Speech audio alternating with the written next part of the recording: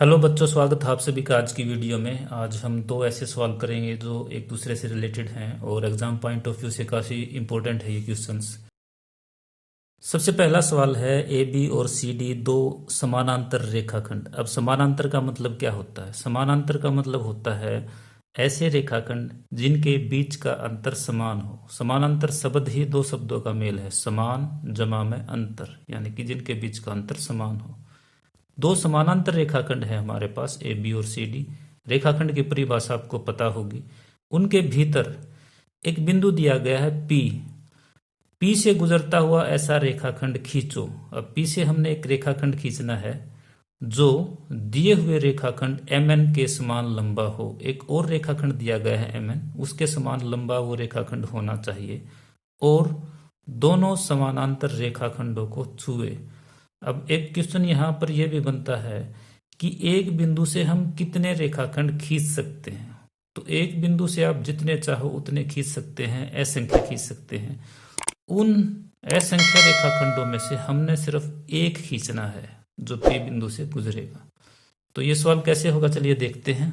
सबसे पहले मैं दो समानांतर रेखाखंड खींचूंगा और समानांतर रेखाखंड के लिए मैं एक स्केल का प्रयोग कर लेता हूँ। एक इसके नीचे और एक इसके ऊपर अगर मैं ऐसे लाइन लगा लेता हूँ तो ये दोनों रेखाखंड बिल्कुल समानांतर होंगे।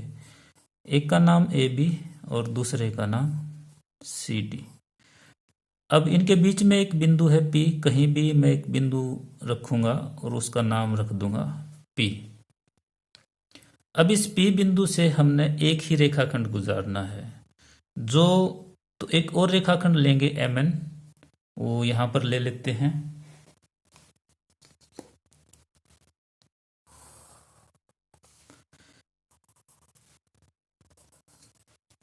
सबसे पहले हम क्या करेंगे कि एक एम एन के समान प्रकार हम खोल लेते हैं और ए बिंदु पर या कहीं भी यहाँ पर मान ले मैं एक बिंदु ले लेता हूँ और यहाँ पर प्रकार रखकर मैं इसको एक काट लेता हूँ, चाप लगा लेता हूँ। तो ये बिंदु मान लेते हैं ए बिंदु था और ये एफ बिंदु आ गया। ई एफ को मिला देते हैं। बिंदुदार ही मिलाएंगे हम इसको क्योंकि ये हमारा उत्तर नहीं आया है। क्यों नहीं है ये हमारा आंसर? उसके लिए देखो दो कंडीशन थी हमारे पास। पहली कि रेखाखंड एम एन के समान लंबा हो, वो तो है क्योंकि एम एन के समान ही प्रकार खोलकर हमने इसको लगाया है। दूसरी ये है कि दोनों समानांतर रेखाखंडों को छुए, वो भी ठीक है। ये ए बिंदु को भी ए बी पर, ए बी रेखाखंड को ए बिंदु पर छूता है और सी डी रेखाखंड को एफ बिंदु पर छूता है। परंतु इसके अलावा एक और जो महत्वपूर्ण कंडीशन थी वो ये है कि ये पी बिंदु से गुजरना चाहिए। अब ये रेखाखंड पी बिंदु से नहीं गुजरता। अब हमने इस रेखाखंड को आगे सरकाना है। वो कैसे होगा? वो होता है समानांतर खींचकर। तो इस रेखाखंड के समानांतर हम पी बिंदु से खींचेंगे। तो सिंपल सा काम है, आप इसके ऊपर स्केल को रखोगे और बिल्कुल सीधा लेके जाओगे और जब आपको ये लगे कि हाँ मेरी स्केल बिल्कुल समानांतर है तो आप वो रेखाखंड खींच दोगे। अब ये रेखाखंड पी बिंदु से भी गुजरता है। अब इसका नाम हम जी और एच रख देते हैं। जितनी लंबाई इसकी होगी उतनी ही लंबाई इसकी होगी। पी बिंदु से भी गुजरेगा, ए बी रेखाखंड को जी बिंदु पर स्पर्श करेगा और सी डी रेखाखंड को एच बिंदु पर स्पर्श करेगा। तीनों कंडीशन हमारी पूरी हो जाएगी। सवाल हमारा कंप्लीट।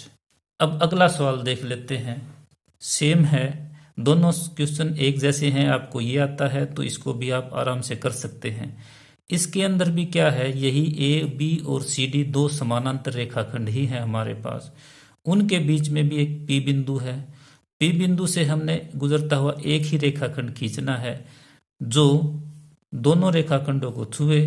परंतु अब हमारे पास एम एन रेखाखंड के बजाय एक कोण दे रखा है कि इसके समान हमारा कोण बनना चाहिए, यानी कि ये जो कोण बनेगा ये कोण एम के समान होना चाहिए। अब इसको देखें कैसे करते हैं। वही काम करेंगे, हम दो समानांतर रेखाखंड खींच लेते हैं।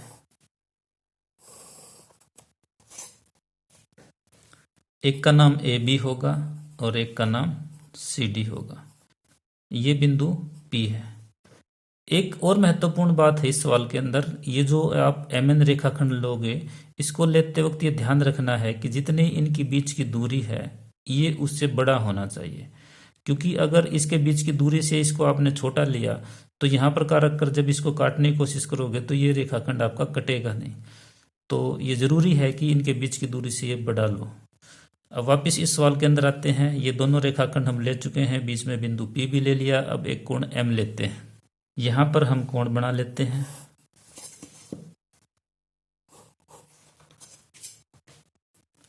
इस कोण का नाम होगा कोण M।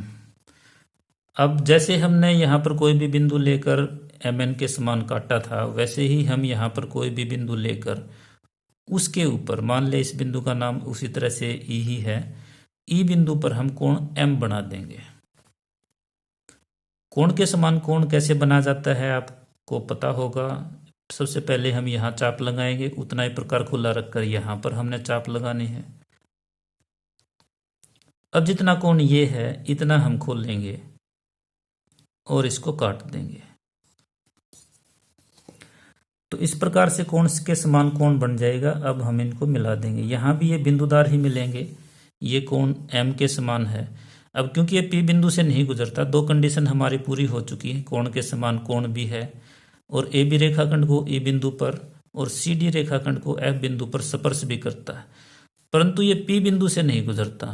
तो हम वही काम करेंगे जो इसके अंदर हमने किया था कि यहाँ पर हम स्केल रखेंगे और अपने स्केल को बिल्कुल सीधा लेके जाएंगे, और जब हमें ये लगे कि ये यहाँ से हमें दिखाई दे रही है कि इसके समानांतर ये रेखाखंड आएगा, तो हम इसको खींच देंगे। अब ये P बिंदु से गुजर चुका है, तो इसका नाम G और H हम रख देते हैं। तो GH रेखाखंड वो रेखाखंड है जो हमें चाहिए।